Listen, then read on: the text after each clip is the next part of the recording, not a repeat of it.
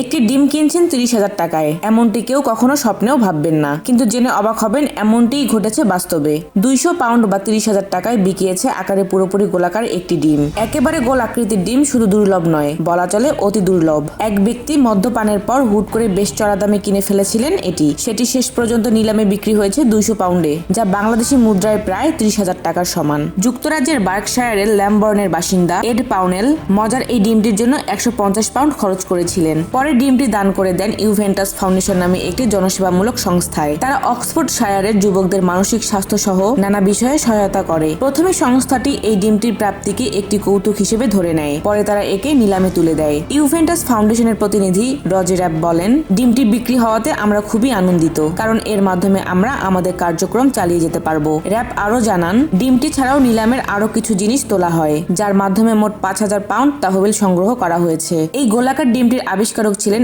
স্কটল্যান্ডের আয়ার শহরের এক নারী, যিনি এটি স্থানীয় সুপারমার্কেটের একটি বক্সে খুঁজে পান। এড পাউনেল ডিমটি কেনার অভিজ্ঞতা নিয়ে বলেন, এটা সত্যিই ভালো কাজে খরচ করা টাকা। থমসন রডিক ক্যালান অ্যাকশন হাউসের কর্মী ডেভিড মিলার বলেন, গোল আকৃতির ডিমের মতো ঘটনা 100 কোটির মধ্যে একবার ঘটে। র্যাপ আরো যোগ করেন, এই টাকা দিয়ে আমরা 13 থেকে 25 বছর বয়সী কিশোর তরুণদের মানসিক স্বাস্থ্য উদ্ধারে সহায়তায় সাহায্য করব। সহায়তা প্রয়োজন এমন আরো তরুণ তরুণীর কাছে পৌঁছানো সম্ভব হবে এর মাধ্যমে।